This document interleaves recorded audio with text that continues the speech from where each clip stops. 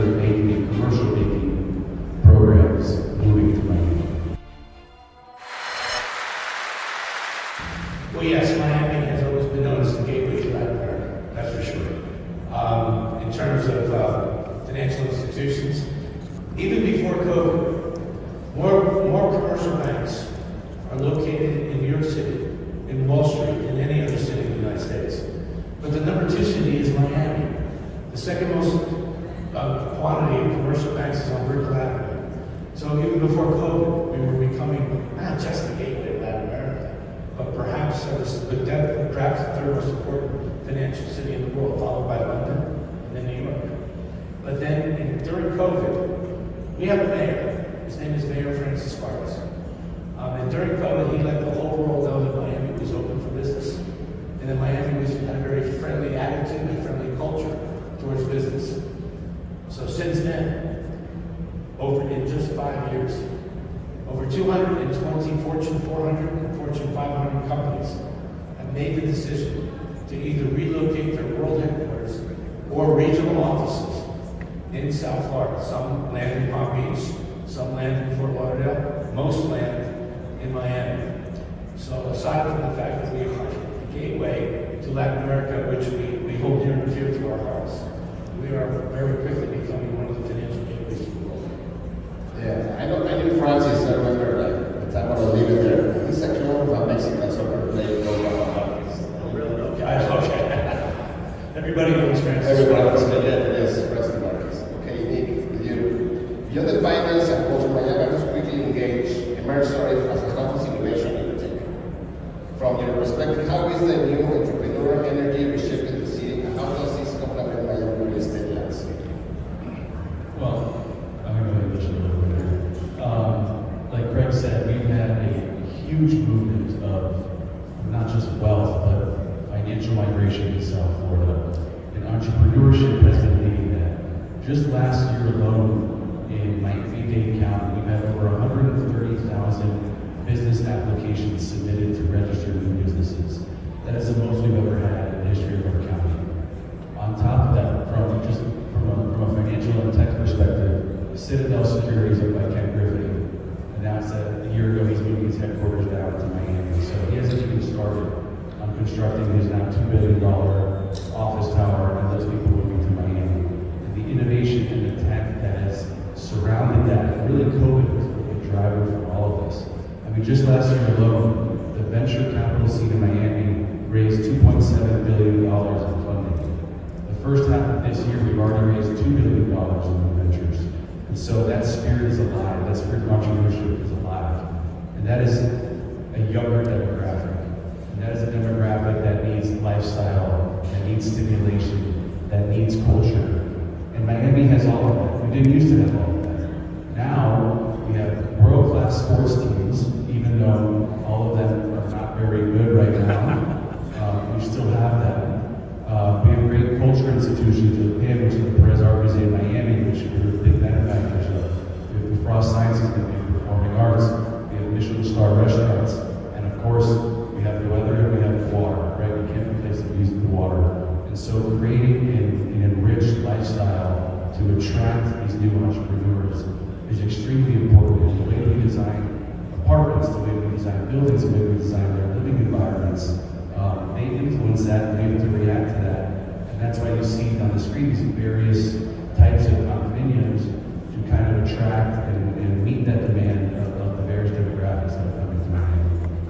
Yeah, we had an interview yesterday with Bernardo from Studnicky. He was giving some examples of he's part of the board of the UN in Miami.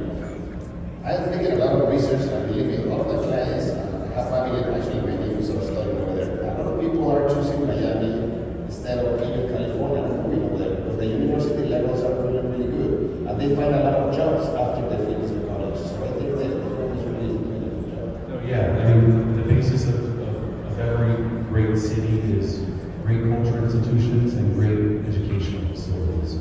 University of Miami is getting better and better. FIU, Florida National University, is getting better and better. Vanderbilt, one of the top universities in the country and the world, is opening a graduate campus in West Palm Beach.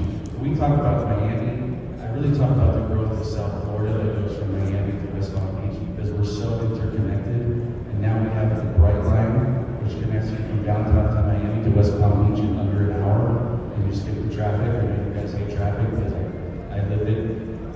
this morning and yesterday here. So it's a great new mode of transportation that allows people to move effortlessly throughout our region. The Brightline project is impressive. I used to pull my bike even up to West Palm Beach. You can be 400 in either 40 minutes, 30 minutes, and they go to West Palm Beach. And you have amazing restaurants over there as well. So it's all there. So I'm going to go with you again, Greg. We love to know about the population shifts. The new headquarters and talent migrations to Miami. Can you walk us through the markets like Palm Beach, Florida, West Palm Beach, as the executive evolving, and what's driving that demand?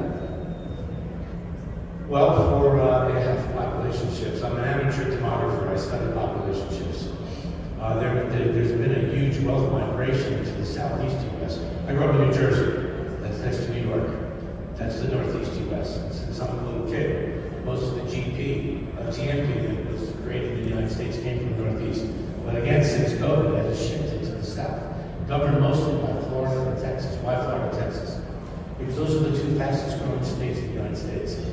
This year, the state of Texas is growing by nearly 1,450 people, population growth, every single day. That's Texas. Florida's right on its heels. We're growing, this is U.S. Census, it's not me, I just do a lot of research. U.S. Census says that Florida's growing by 1,350 people per day. You want to know who number 3 is?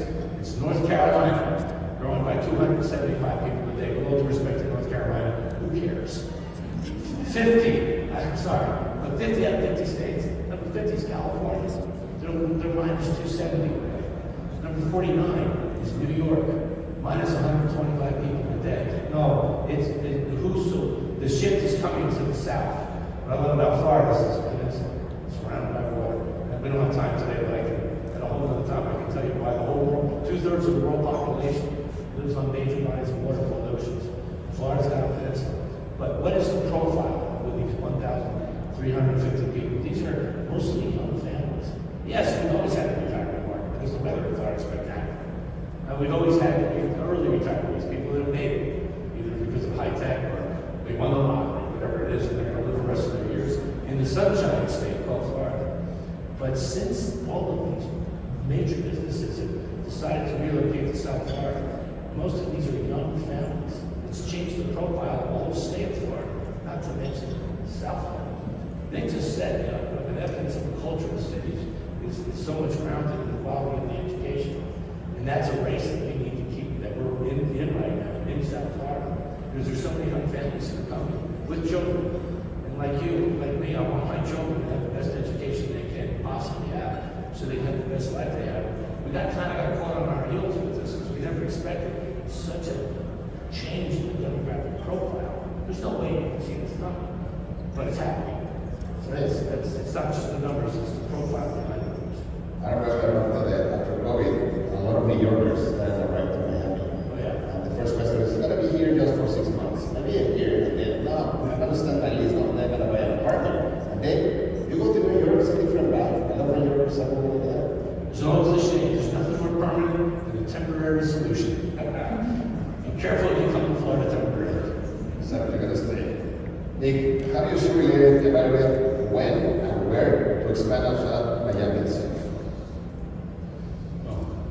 Siempre estamos buscando oportunidades afuera de Miami, afuera de Fort Lauderdale, de Palm Beach, en Tampa. Estamos en México, estamos en Arizona, estamos en Atlanta, pero en Miami en específico, Miami es una ciudad que es muy cara y especialmente después de COVID, los precios han subido increíble, bastante, y hay mucha gente que no puede pagar esos precios. Entonces han mudado a Fort Lauderdale, han mudado a Panorama, y han mudado a Palm Beach. En Panorama, por ejemplo, nadie sabe qué es Panorama, pero ahora mucha gente sabe qué es Panorama. Hace 5 años que construimos nuestro primer edificio, Solimar, con precios de $1,000 por foot, 100 por pie. Ahora estamos vendiendo W Panorama y Waldorf Panorama at 150 por pie. 800? Thank you, sorry. And so Miami's gotten so expensive that people are looking at other places. We or any other developer does.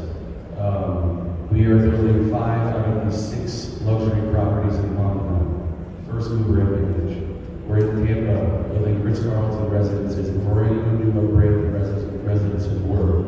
And so like Craig does, we monitor these population shifts, we monitor demographic shifts, and especially where employment companies, finance institutions are moving, not even headquarters, but second offices, back offices, and look at the incomes of those shifts, and follow those in detail to figure out where those next opportunities are, and sometimes take risks, thinking that that is going to continue. And I think we've been pretty successful. Gentrification is happening all over the cities. That makes it a problem because everybody wants to go to the same neighborhoods. Miami is Florida is huge, and a lot of people can't afford to live in Colorado. We're going to the north, which is closer to the college and whatever. But you can go to another place that is totally the same as South Florida, and you can be there. So it's very interesting. I was hearing that Microsoft is moving also to Miami. I think like 1,000 jobs can be. Yeah, what you're seeing is Miami is large companies, Amazon, Microsoft, Apple, Blackstone, not moving, but increasing their presence. Amazon, 50,000 square feet in Wynwood. Spotify moved their headquarters to Wynwood. Apple, I think 20,000 square feet in Coral Gables. We said Microsoft, a brand new Class A office, and pretty critical. Second, third offices. I think one, because they realize that their employees want to have a better quality of life, so they want to be there. But again, as Greg said, we're the capital of Latin America, right? If you want access to the Latin American community, most of that comes from Miami. That's why you see most of the financial institutions have their private wealth management offices located in Miami. But more than that, now we're seeing actually the regular banking and commercial banking programs moving to Miami. One of the biggest clients that we have in the logistics magazine is Ryder. Ryder is a big 3PL company and also expanded operations there. The rail is very important. Actually, the rail that goes from Miami to Jacksonville, it's called the Florida East Coast Rail. It's owned by a Mexican company. It's called Ferromex. So you see how Mexican investors are also investing on this rail for the cargo because the ports are also increasing the imports for the goods. So all of that is really expanded and created a lot of value. Greg, the final question for both of you.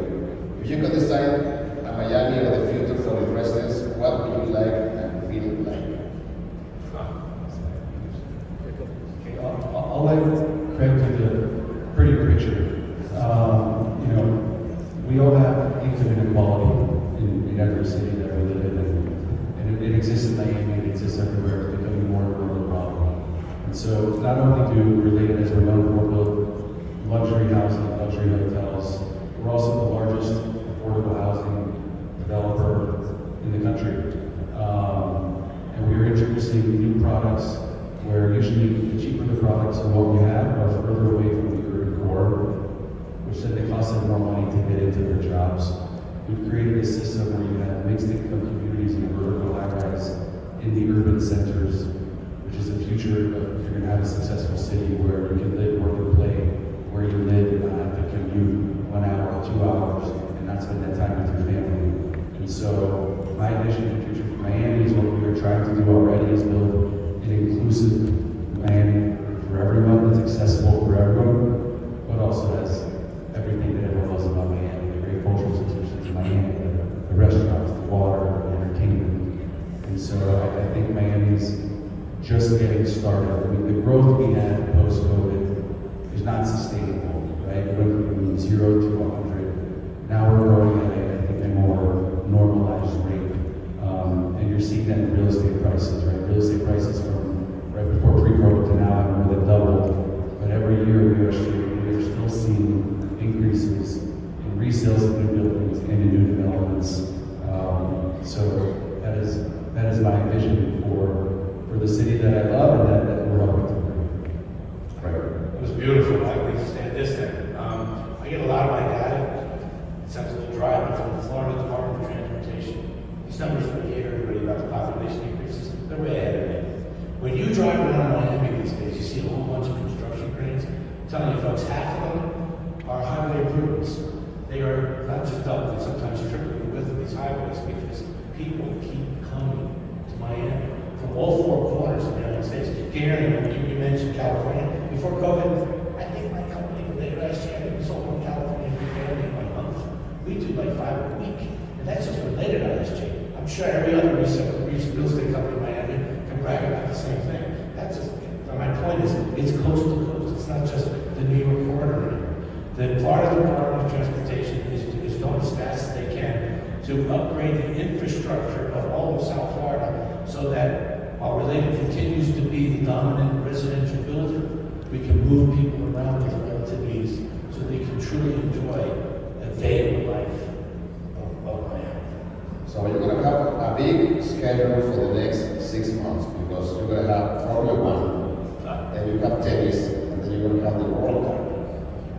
So imagine the quantity of visitors that you have there. You're going to return. We're very ready. I have a lot of places for them to live. So you got to talk to Related because I don't know how many games are going to happen in Miami, but for sure Argentina is going to play there, and then they have a special connection with FIFA. But it's going to be all going to be the games going to be crowded. So I really appreciate your time. I know that Related has been investing a lot in Mexico. If you go, we always try to sell Miami to go over there. That you have a lot of Mexican restaurants, the food and everything. We also have a lot of vendors here in Cancun. So you also bring a little piece of Miami and decide to be here in Mexico. Yeah, I think it's important. You know, we're for sure one of the largest developers in the U.S., especially in South Florida. But we've always had a strong relationship with Mexico. We built Icon Vallarta in 2005. We've been building Zihuatanejo for 20 years in Nassau Plain community. And now we have Thompson Vallarta, we have Thompson, Mexico City. We're on our 5th tower in Puerto Cancun with SLS.